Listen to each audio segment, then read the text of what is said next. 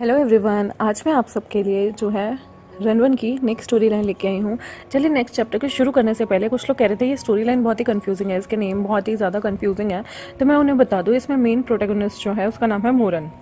मोरन जो है वो अपने शिजुन यानी कि चू वेनिंग अपने टीचर से शादी करता है, क्योंकि उसे ऐसा लगता था कि वो लाइफ में एक शीमे नाम के लड़के से प्यार करता था जिसे उसके शिजुन यानी कि टीचर ने पर्पसली नहीं बचाया होता, और जिनकी वजह से जो शीमे है वो मर जाता है। तो वो रिवेंज लेने के लिए अपने ही टीचर से शादी करता है।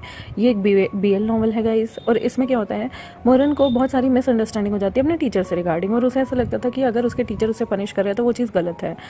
और कभी कभार उन दोनों के बीच इतनी मिसअंडरस्टैंडिंग हो गई थी कि वो अपनी चीज़ों को अपने टीचर को नहीं समझा पाता था, इसलिए वो एंड में अपने टीचर से बदला लेता है उनसे शादी करके, और वो उनकी लाइफ को बिल्कुल हेल बना देता है। उसके बाद उसके टीचर के मरने के बाद उसका रीबर्थ होता है।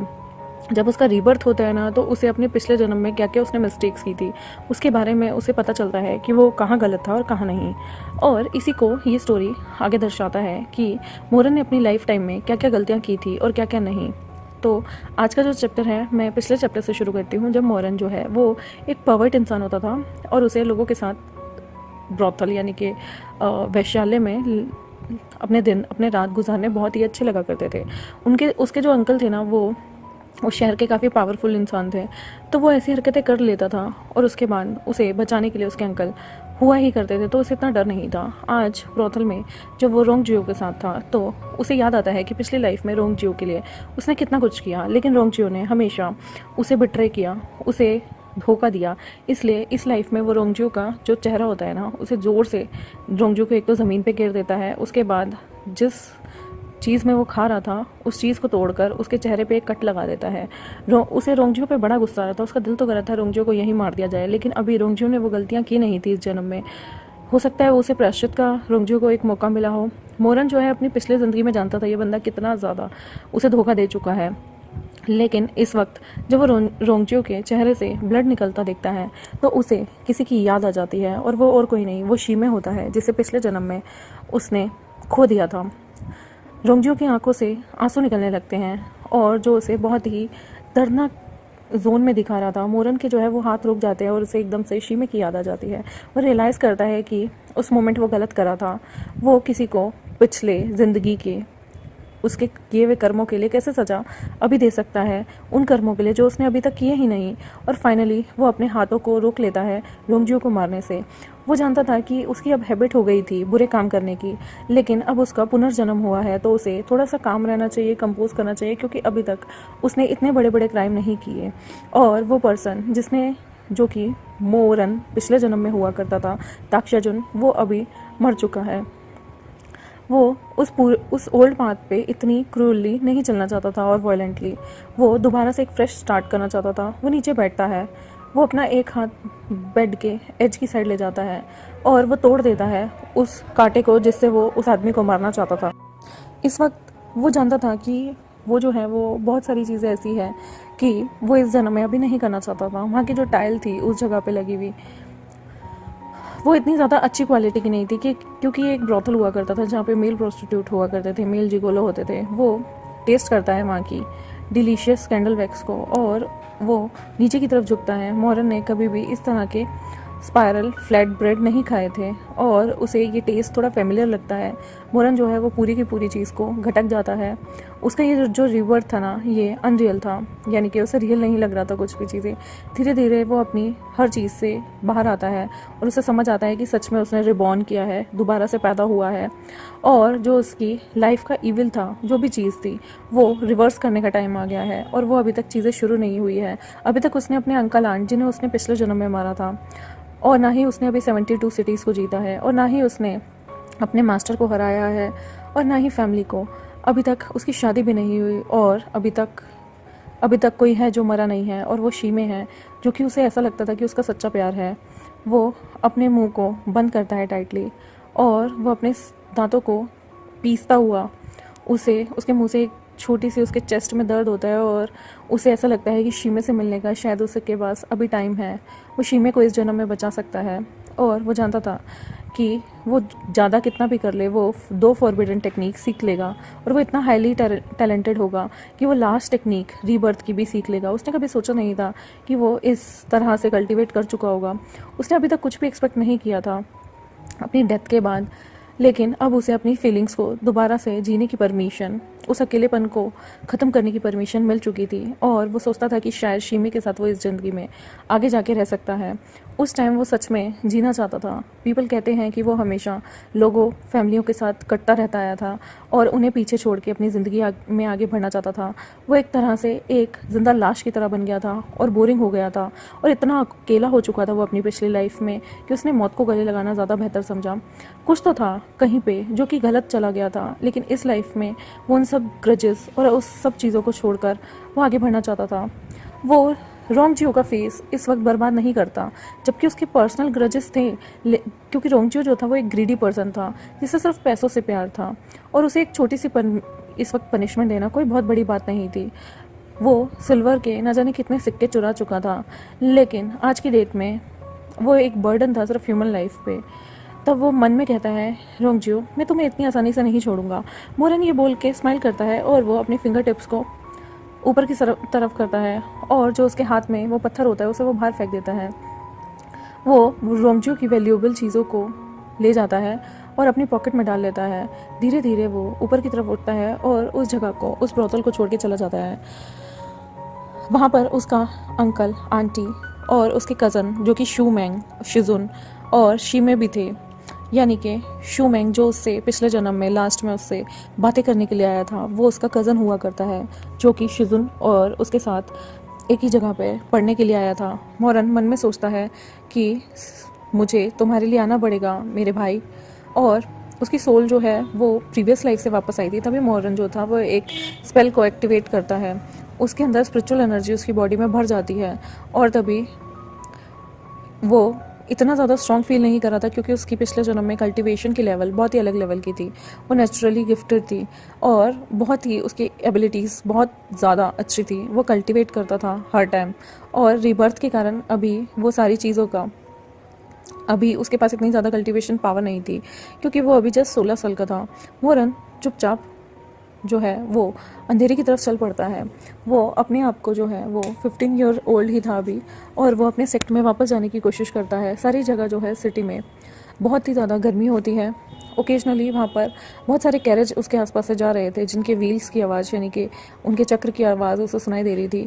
मोरन जो है किसी भी चीज़ पे अभी अटेंशन नहीं डालता क्योंकि वो जानता था कि वो सिर्फ अभी 15 साल का है। वहाँ पे बहुत सारी विलेज की वुमेन काम कर रही थी और वो ब्रेक लेती हैं, अपने हाथ धोती हैं और वहाँ पर बहुत सारे यूथ काम कर रहे होते हैं।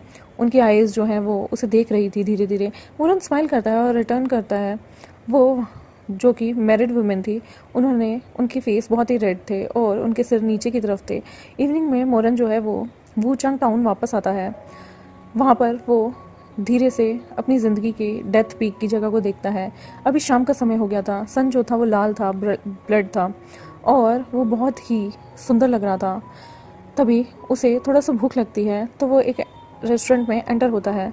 वो मेन्यू को देखता है जो उसके सामने था। तभी वो कहता है, शॉपकीपर मुझे एक बोनबोन चिकन, एक प्लेट स्लाइस बीफ ऑफल और 2 मुझे शराब की बोतलें और एक प्लेट स्लाइस्ड बीफ चाहिए। वहाँ पर बहुत सारे लोग थे जो कि बिलीव करते थे उसे रोकने में क्योंकि ये क्राउडेड प्लेस था और बहुत ही लाइवली था। एक स्टोरी टेलर जो है वो अपना पंखा हिलाता हुआ स्टेज पे लाइव डेथ पीक की स्टोरी बता रहा होता है और मोरन जो है वो एक प्राइवेट रूम लेने की कोशिश करता है। वो सोचता है वो विंडो के पास बैठेगा, उसकी स्टोरी सुनेगा और वहाँ खाने का लुत्फ़ लेगा। जैसे कि सारे कल्टीवेटर्स जानते थे, वो 2 रीजन में बट गए थे, 2 एरिया थे, अपर और लोअर। आज की डेट में वो लोग जो है best lower cultivation world death और पीक में रहना पसंद करते थे और वो जानते थे कि 100 साल बाद वूचंग टाउन जो है वो डेजर्टेड हो जाएगा, यानी कि धूल ग्रस्त हो जाएगा और बहुत ही ज़्यादा अनस्टेबल हो जाएगा। तो वो उसे थोड़ा सा बदलना चाहते थे। वो बहुत ज़्यादा क्लोज थे एंट्रेंस के जो कि घोस्ट रेल्म का था और वो जानते थे कि अब बहुत ज़्यादा अंधेरा हो गया है। तो जो टाउन के लोग थे ना वो बाहर जाने की कोशिश नहीं किया करते थे क्योंकि यहाँ पर बहुत ज़्यादा एंटी डेमन बेल भी लगी हुई थी जो कि डीमंस को यहाँ आने पे रोकते थे और वो बहुत सारे पीपल को रोका करते थे जो कि माउंटेन्स की तरफ रात में जाते थे और वो घोस्ट को एक पेपर की मदद से भी रोका करते थे जिसे तालिस्मान कहते हैं। वो लोग डेथ और लाइफ पीक के ऐसी जगह पर खड़े थे जहाँ से बाहर निकलते ही डीमंस की सिटी आ जाती है। वो एंट्रेंस गेट जो था ना, वो बहुत ही जीने और मरने दोनों वाली स्थिति में था, और इसे बहुत पहले किसी ने इस्टेब्लिश किया था। मोरन के जो कान थे ना, वो ये सुनने के बाद ये जो हिस्ट्री थी उसका इंटरेस्ट इस बकवासी हिस्ट्री में से जाने लगता है। वो तब विंडो से बाहर देखता है एक स्टॉल की तरफ, और वहाँ पर ना जाने कितनी अजीब व गरीब ड्रेस पहने हुए बहुत सारे ताओस्त आते हैं, बहुत सारे पुजारी, और एक केज आता है जिसमें एक काले कपड़े में एक आदमी स्ट्रीट में घूम रहा था। वो बहुत ही ज़्यादा इंटरेस्टिंग लग रहा था, ओल्ड मैन की स्टोरी से भी ज़्यादा। मोरन जो है उसकी अटेंशन वहाँ जाती है। वो आदमी कहता है, इधर देखो, कम इधर देखो। वो वहाँ पर एंशियंट बीस्ट को दिखाता है जो कि कब्स होते हैं, शेर के बच्चे, और पिक्सियो होते हैं जो कि बहुत ही ज़्यादा टेम्ड थे, और वो as a obedient little children लग रहे थे। वो परफॉर्म करते हैं बहुत सारे ट्रिक्स को और कैलकुलेशन करते हैं। बहुत ही ज़्यादा इजी नहीं था वहाँ पे उन ट्रिक्स को अटेंड करना, और वो वहाँ पे एक खेल सा दिखाता है, और पिक्सो जो है वो अबेकस को यूज़ करते हैं। वो ताओस और प्रेस्ट जो थे वो धीरे से उस ब्लैक कपड़े वाले के कान में कुछ बोलते हैं, और वो जो केज था ना उसमें एक बहुत बड़ा बीस्ट होता है जिसका फेस एकदम ह्यूमन फेस जैसा होता है और बहुत बड़ी बॉडी होती है।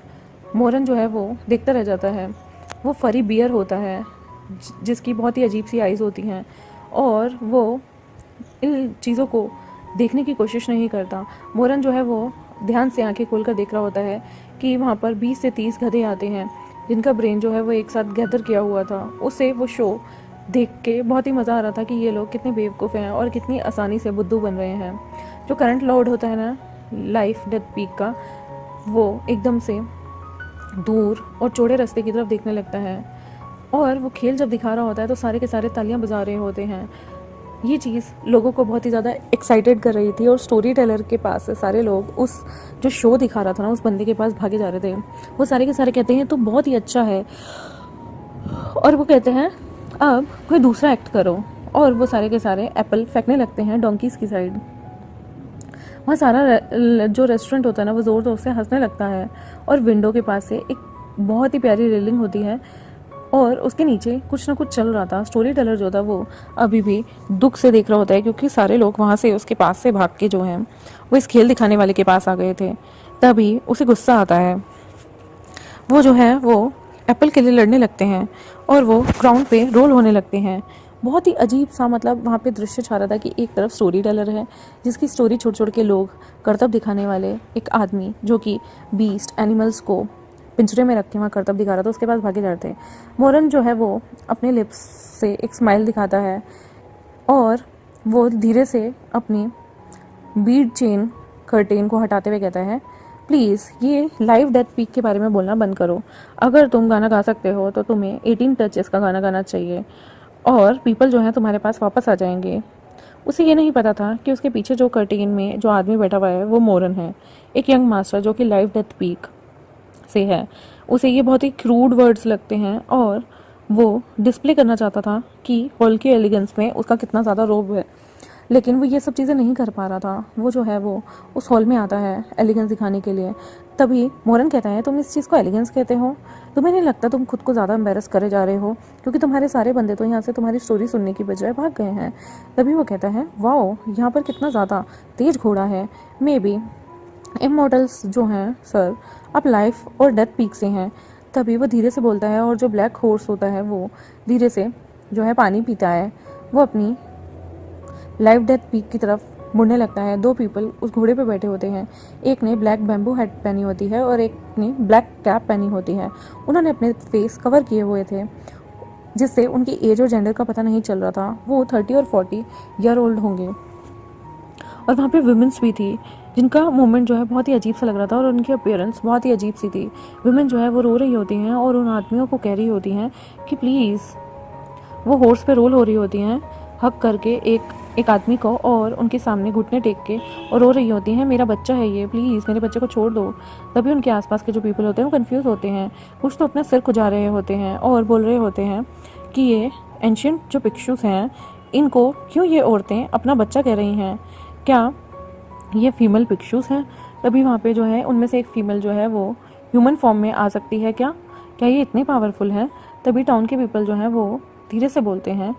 मोरन जो है वो फिगर आउट करता है कि ये जो ताओस जो प्रीस्ट है ना, इन्होंने बच्चों को किडनैप किया है और वो बच्चों से इस तरह की खेल करतब करवा रहे हैं। एक्चुअली में वो कोई कब नहीं थे, बच्चों को इस तरह की ड्रेसेस पहनाई हुई थी कि वो शेर के बच्चे लग रहे थे और वो बहुत ही ज़्यादा बच्चों की स्किन के साथ उन्हें पानी में उबाल कर यूज़ किया करते थे। इवन उनका जो सफ़ेद जो उनकी स्किन थी वो ब्लडी मैस लग रही थी और उन पे एनिमल्स की स्किन चिपकाई गई थी। चिल्ड्रन जो थे वो बहुत ही डिवास्टिक चीज़ों में लग रहे थे। इवन वो डिमोनिक बीस्ट जैसे लग रहे थे। इन बच्चों के साथ इतनी क्रूएलिटी की गई थी और कोई भी बोल नहीं सकता था, लिख नहीं सकता था।